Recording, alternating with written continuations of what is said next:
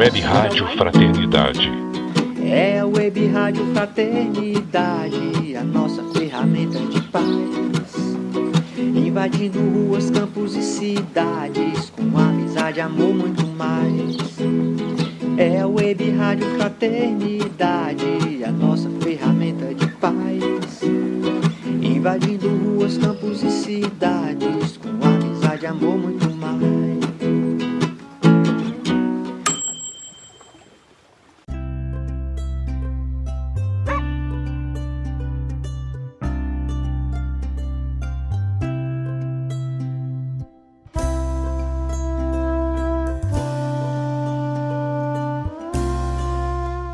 Web Rádio Fraternidade, a emissora do bem na internet. Nosso encontro com Paulo e Estevão, apresentado por Marco Antônio e Maria Amélia. Um oferecimento de Web Rádio Fraternidade.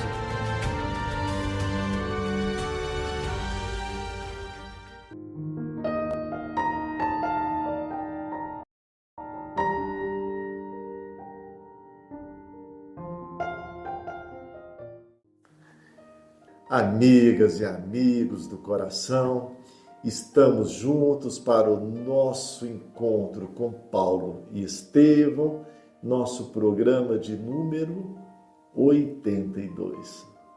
Unamos os nossos corações, enderecemos a Jesus a nossa gratidão por esta oportunidade de aprendermos o seu Evangelho por meio desses abnegados trabalhadores dos momentos iniciais do cristianismo, que nos inspiram à mudança, a nascermos de novo nessa presente existência, aproveitar todo esse cabedal, toda essa fonte trazida por Emmanuel, por Chico e por todos os abnegados trabalhadores do Cristo. Inspira-nos, Senhor, possa nos conduzir nos estudos de hoje. Que assim seja. Ficamos com a reflexão do nosso último encontro. Aquela afirmativa de Paulo a João Marcos, quando ele nos diz que o serviço do bem é a muralha defensiva das tentações. E essa afirmativa nos traz profundas reflexões sobre o valor do trabalho. O trabalho no seu sentido geral, material, espiritual, quando a gente lembra aquelas palavras de Voltaire, e ele nos fala que o trabalho afasta de nós 3 grandes males: o tédio, o vício e as necessidades. É por meio do trabalho que nós evoluímos, como aprendemos ali na parte 3ª do Livro dos Espíritos, que trata da lei do trabalho. Através do trabalho nós desenvolvemos o nosso intelecto, todas as nossas aptidões. Então, o Pai nos abre estágios para que nós sejamos servidores, aprendamos a servir. E Emmanuel nos traz que, segundo as leis divinas, quando o credor busca o devedor e o encontra em trabalho, rezam as leis que ele deve voltar outra hora. Então, que nós estejamos sempre com mãos operosas para que esses nossos boletos sejam congelados e possamos desenvolver essa capacidade de servir e a vivência do amor, que esse é o nosso destino. Ficamos em que ponto? Nós estamos viajando com Paulo, Barnabé e João Marcos. E os 2 primeiros tomam a decisão de seguir para Antioquia de Pisídia. Esse projeto não tem assim uma aprovação de João Marcos, né, Maria Amélia? Como que João Marcos, ele vai aderir a esse projeto da sequência da viagem ou não? Aquela empolgação. Como é que está o coração do nosso irmão? A empolgação do começo, as promessas de que ele enfrentaria todos os desafios, começa A ruir. a ruir naquele coração, as dificuldades estão sendo em maior proporções do que ele estava disposto, né, a aguentar. Então, quando Paulo fala que vai a Antioquia, aí ele se desespera. Está destacando agora é Antioquia de Pisídia, né? Não era da origem. Ele já estava achando difícil chegar a Panfilha. Então, agora, quando ele vai falar que vai a Antioquia de Pisídia, que era muito mais longe. Uma região desafiadora, ele chega. Ele fala, como, pois, chegar até Antioquia de Pisídia, né? Não temos recursos para atravessar tamanhos precipícios. As florestas estão infestadas de bandidos. O rio encachoeirado não faculta o trânsito de barcas. E às noites, como dormir? Essa viagem não se pode tentar sem animais e servos, coisa que não temos. Então já começou a pesar ali o conforto do seu lar, ali a facilidade que os recursos, né, faziam com que ele ultrapassasse, né, desafios pequenos, cidade grande, ganhando tudo pronto. Então, ele vai ficar bem contrariado, mas também é hora de receber grandes lições de Paulo. Lições essas que vão perpetuar na sua cabeça, nos seus sentimentos ali, profundamente ali depois, no seu apostolado também, né? Lembrando que João Marcos vai ser o nosso evangelista Marcos, né? Em outro momento, mas a gente vê ele ali não amadurecido a ponto de seguir com esses dois baluartes, né? Desbravadores do evangelho, não é? Então, o que Paulo fala para ele? Maria Amélia, é importante também a gente perceber nessa atitude de João Marcos, e a gente vê aquele companheiro da causa espírita que quando a gente apresenta um projeto novo, ele começa a valorizar muito as dificuldades, né?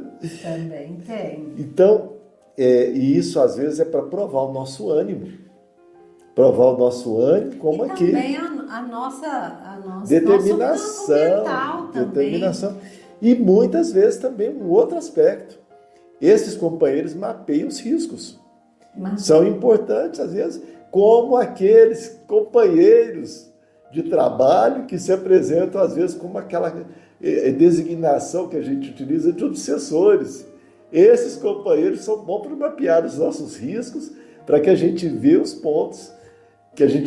os pontos que devem nos chamar a atenção, para que nós possamos nos precaver e levar o trabalho adiante. E a gente, na experiência do dia a dia, nos labores aí dos centros, muito trabalho de peregrinação, a gente vai até a periferia, lugares marcados pelo consumo de drogas, da viciação, também por malfeitores e pessoas que estão vivendo assim ainda, né, da maldade, do roubo. São zonas inóspitas que às vezes fazem com que alguns trabalhadores desistam, né, de levar. E as cautelas que devemos guardar. Também. Lembrando aquela fala de Cristo.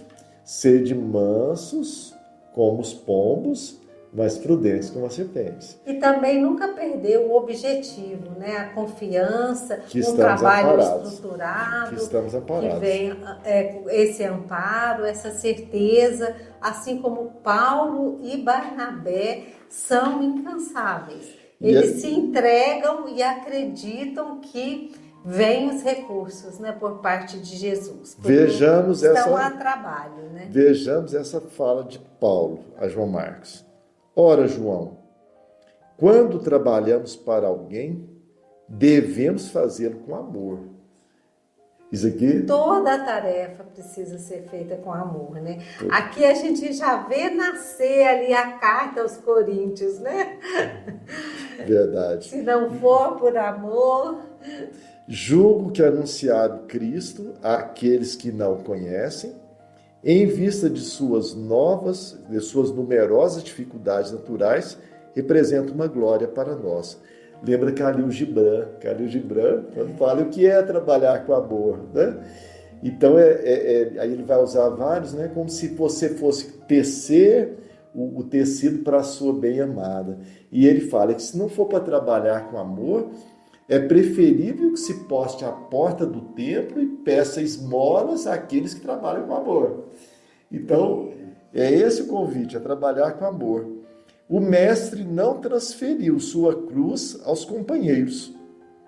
Em nosso caso, se tivéssemos muitos escravos e cavalos, não seriam eles os carregadores das responsabilidades mais pesadas no que se refere às questões propriamente materiais? O trabalho de Jesus, entretanto, é tão grande aos nossos olhos que devemos disputar aos outros qualquer parte de sua execução em benefício próprio. Então, o trabalho por Jesus é um privilégio. E Paulo nos convida a disputar as mínimas tarefas, né? Quando vai ter algum orador, tem que limpar o salão, tem que lavar os banheiros e arrumar essas pequenas tarefas precisam ser feitas são os com trabalhadores amor, anônimos, né? Também né? com amor, os né? trabalhadores anônimos, e cada trabalho desse magnetiza o ambiente, quando feito com amor. Com amor, não é? Então, e o que é que o jovem, como que João Marcos recebe essas palavras, Maria Amélia? Então, isso angustiava mais, porque a energia de Paulo era desconcertante. Então, ele vinha com aquilo, Paulo vinha com uma lição, né? Aí ele fala, mas não seria mais prudente demandarmos Alexandria e organizar pelo menos alguns recursos mais fáceis? A gente mais fáceis que ele diz é com menos esforço de trabalho, né? Enquanto Barnabé acompanhava o diálogo com serenidade que lhe era peculiar, o ex-rabino continuou: o que vem agora? Dás demasiada importância aos obstáculos. Aquilo que você estava falando. Valoriza as dificuldades, né? Já pensaste nas dificuldades que o Senhor certamente venceu para vir ter conosco? Isso aqui é maravilhoso. Ainda que pudesse atravessar livremente os abismos espirituais para chegar ao nosso círculo de perversidade e ignorância, temos de considerar a muralha de lodo de nossas viscerais misérias. A gente vê que assim, a programação para um espírito puro descer aqui é como descer no lodo, né, mesmo, é conviver com as nossas misérias, com a nossa ignorância. Então, a gente vê que não acontece assim cotidianamente, né? Um espírito governador, espiritual, descer, tanto que a Caminho da Luz fala que foi duas reuniões que reuniu a comunidade de espíritos celestes para decidir a vinda de um espírito puro aqui, né, nos nossos arredores. E você nos lembra também o livro Renúncia, em que Alcione desce, né, das grandes de outros orbes para vir habitar, e o esforço que é para esses irmãos, né, na condição que já se encontram. Paulo continua: e tu te espantas apenas com os palmos de caminhos que nos separam da Pisídia? Jesus teve que atravessar zonas tenebrosas assim para mergulhar no psiquismo da terra, e João Marcos está colocando dificuldade aqui naquelas. E agora imagina, se ele colocar dificuldade, imagina nós, né? Então, o jovem calou-se evidentemente contrariado, a argumentação era forte demais aos seus olhos e não lhe ensejava qualquer nova objeção. À noite, Barnabé, visivelmente preocupado com aquela situação, ele estava acompanhando ali, calado, né? Aproximou-se do companheiro, aproximou-se de Paulo, expondo-lhe as intenções do sobrinho. O rapaz resolvera regressar a Jerusalém, de qualquer modo. Então já era uma resolução. A decisão estava tomada. Já era né? uma resolução. Paulo ouviu calmamente as explicações, como quem não podia opor qualquer embargo à decisão.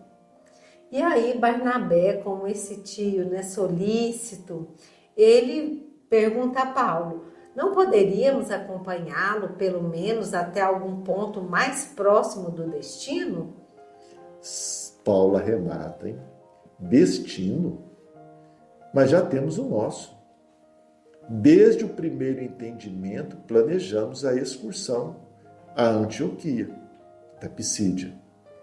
Não posso impedir que faças companhia ao rapaz. Então, quer dizer, ele já está definido que ele não vai, né? Agora está deixando a Barnabé a decisão.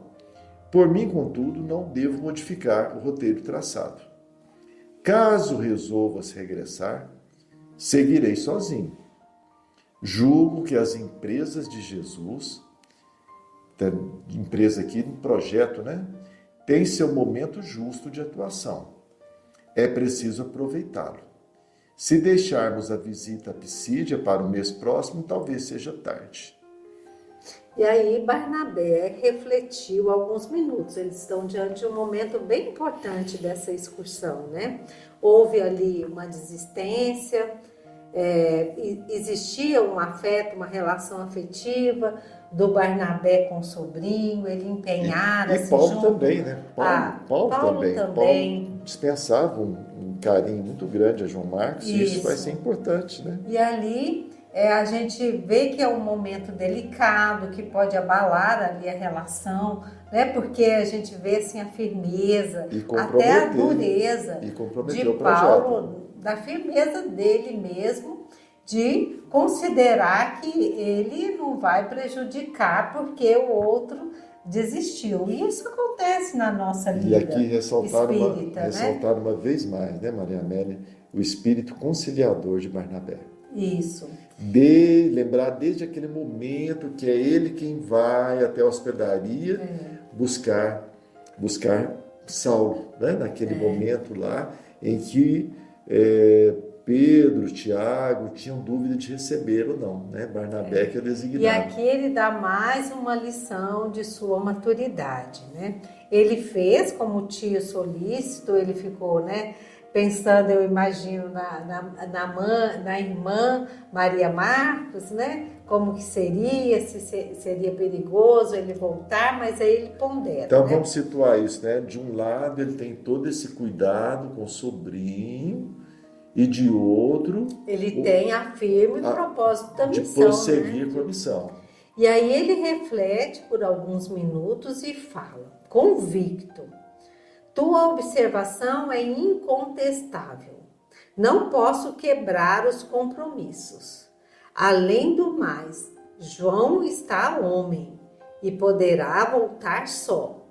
Tenho dinheiro indispensável a esse fim, em virtude dos cuidados maternos. Ou seja, ele viu que era hora de também dar ao João a oportunidade da maturidade, da autonomia e da autoridade. Ele tinha os recursos e era a hora dele assumir as suas decisões. E a confiança, destacar aqui também a confiança, né, Maria Amélia? Porque era um homem, mas era um jovem inexperiente, né? E eles confiam naquela região que era... E Paulo vai dar mais uma lição ali para ele, né? O dinheiro, quando não bem aproveitado, rematou Paulo tranquilamente. Sempre dissolve os laços e as responsabilidades mais santas. Então, o dinheiro é para ser bem aproveitado. Ele estava ali, né? Ele ia com dinheiro, ele estava sozinho, né? Para as decisões dele. Lembrando que não tinha celular na época, não podia consultar, né? Poderia perder, se no caminho, dificuldades poderiam ter, né? E a conversação terminou, enquanto Barnabé voltou a aconselhar o sobrinho altamente impressionado. Daí a 2 dias, antes de tomar a barca, que eu levaria à Foz do Cesto, né, para ele retornar, Filho, né? o filho de Maria Marcos despedia-se do ex-doutor de Jerusalém com um sorriso contrafeito. Como foi essa despedida, Marco Antônio? Porque a gente tem lições aí importantes também. Paulo abraçou sem alegria. Ou seja, eu não estava gostando Também muito. estava contrariado, né? E falou em tom de serena advertência. Deus te abençoe e te proteja. Não te esqueças de que a marcha para o Cristo é feita igualmente por fileiras. Todos devemos chegar bem. Entretanto, os que se desgarram têm de chegar bem por conta própria. Então, está deixando claro ali que o projeto era para os 3. E que João Marcos poderia dar força para o outro. Era ali, era uma sustentação recíproca. E que João Marcos está abandonando o grupo aqui, ele está deixando isso claro. E que a partir daquele momento ele está por conta própria. Mas o jovem estava envergonhado e responde que sim, procurarei trabalhar e servir a Deus de toda a minha alma. Então a gente já vê ali uma sementinha que tem no seu coração. Ele estava disposto, ele não estava, né, ele estava se vendo fraco e impossibilitado de seguir com eles naquela missão, mas ele gostava de servir a Deus. Lá com Pedro, ajudando na casa do caminho, outras tarefas. Então, aqui ele mostra também uma firmeza daquela sementinha, né, da fé de um discípulo também de Jesus, ali um discípulo fiel, que estava ali voltando, dando um pé atrás, mas também que mostrava ali sua firmeza, né? E Paulo segue. Fazes bem e cumprirás teu dever, assim procedendo. Lembra sempre que Davi, enquanto esteve ocupado, foi fiel ao Todo-Poderoso. Mas quando descansou, entregou-se ao adultério. Salomão, durante os serviços pesados da construção do templo, foi puro na fé. Mas quando chegou o repouso, foi vencido pela devassidão. Judas começou bem e foi discípulo direto do Senhor. Mas bastou a impressão da triunfal entrada do Mestre em Jerusalém para que cedesse à traição e à morte. Com tantos exemplos expostos aos nossos olhos, será útil não venhamos nunca descansar. Mais uma vez aqui, aquela afirmativa do início, o serviço do bem é a muralha defensiva das tentações. Porque ele nota às vezes esse corpo mole, a busca de conforto, ou até a preguiça, que a gente já sabe que são elementos nocivos na nossa caminhada. E ressaltar as dificuldades, que é sempre uma forma de nós, às vezes, nos fugirmos ao trabalho, né? O sobrinho de Barnabé partiu sinceramente tocado por essas palavras, que o seguiriam de futuro como um apelo constante. Então serviu como vigilância, né? Vigilância daquele espírito que começava ali também a sua trajetória como grande seguidor do Cristo, né? Me lembrei de uma expressão que Humberto de Campos utiliza diversas vezes quando ele vai relatar as narrativas de Jesus. Serena energia, uma energia serena. Então, essa energia de Paulo, mas essa energia bem intencionada, ela vai tocar as fibras de João Marcos. Ele fala aqui, serena advertência, e tocou as fibras, né? Então ele volta, né? E o livro não vai relatar que houve contratempos, ele vai chegar ao seu destino. Então é um capítulo à parte. Vamos Mas agora... seguimos, por outro lado, Paulo e Barnabé. A vida não foi tão fácil, as dificuldades existiram e Emmanuel, muitas. Emmanuel já começa aqui com um adjetivo aqui, né? Logo após o incidente, os dois missionários demandaram as estradas impérvias, intransitáveis, quer dizer, grandes obstáculos esperavam os nossos heróis. Pela primeira vez foram obrigados a pernoitar ao relento no seio da natureza. Aí a gente vê a pergunta do Marcos. E as noites? Como vamos passar? Aonde? Mas a gente lembra... Tinha um fundinho de verdade ali no seu receio, né? Mas a gente lembra também uma narrativa de Leon Denis que fala de uma experiência sua de passar uma noite na floresta. E como isso enriquece, né? Aqui fala no seio da natureza. Vencendo os precipícios, encontraram uma gruta rochosa, na qual se ocultaram para repousar o corpo mortificado. Depois de um dia longo de caminhada, vão dormir numa gruta. O segundo dia da marcha, escoou-lhes com a coragem indômita de sempre. A alimentação constituía-se de alguns pães trazidos de Perge, que era a cidade de onde eles vinham, né? E frutas silvestres, colhidas aqui e acolá. Resolutos e bem-humorados, enfrentavam e venciam todos os óbices. De quando em vez, era indispensável ganhar outra margem do rio, ao toparem com barreiras intransponíveis. Então, eles vão vencendo essas estradas escabrosas que vão exigir deles esse grande desafio no dia a dia de caminhada e dormindo em grutas, né, Maria Amélia? E aí nós vamos ter agora, na segunda noite, quando eles estão dormindo, eles estão tão animados ali naquele diálogo, né? E Barnabé nos diz assim, se os homens soubessem, e Paulo complementa, todos se reuniriam em torno do Senhor e descansariam. Rematava Paulo cheio de convicção. Ele é o príncipe que reinará sobre todos. Ninguém trouxe a este mundo riqueza maior. Comentava o discípulo de Simão Pedro, Barnabé, o tesouro de que foi mensageiro engrandecerá a terra para sempre. Então, eles estão falando de riqueza, de tesouro. Maria Amélia, o que isso aqui pode atrair, né? Despertar, e despertou. Eles começaram a sentir, né?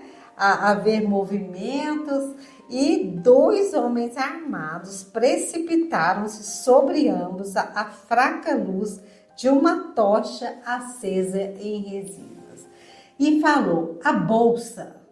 Passa a bolsa, né? E apresentou punhais na cabeça deles. Entreguem o que tem ou morrem. Aí Saulo, né, ordenou a Barnabé, dá-lhes o dinheiro que resta. Deus suprirá nossas necessidades de outro modo.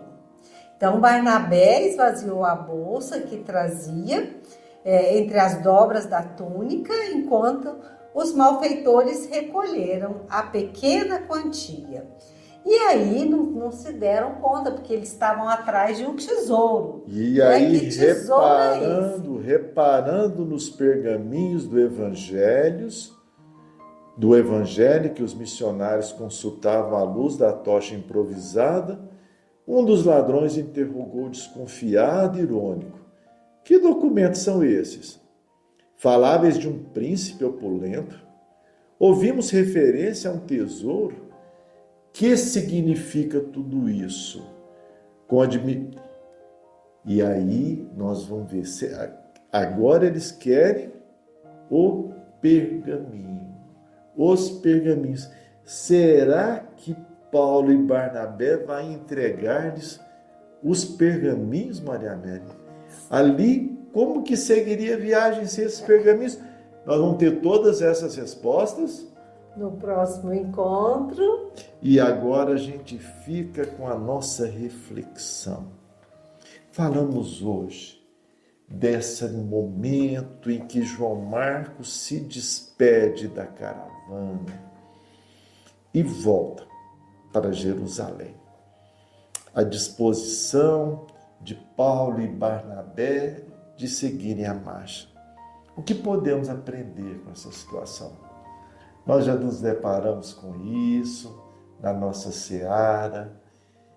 Tem aprendizado, algum companheiro que abandona a trajetória, né, Maria Amélia? O que a gente, nós próprios, né, nós próprios também, talvez muitas vezes a gente não sente preparado ainda para os desafios da jornada, da seara. E como que a gente vai ver essa volta de João Marcos e o que a gente pode aprender com isso? Vamos pensar sobre isso até a nossa próxima semana? Vamos. Que Jesus nos ampare, nos abençoe. Até o próximo encontro. Sempre com muita alegria, aguardamos vocês, assim seja. Será uma alegria estarmos juntos novamente. Você acompanhou nosso encontro com Paulo e Estevão, apresentado por Marco Antônio e Maria Amélia. Um oferecimento de Web Rádio Fraternidade.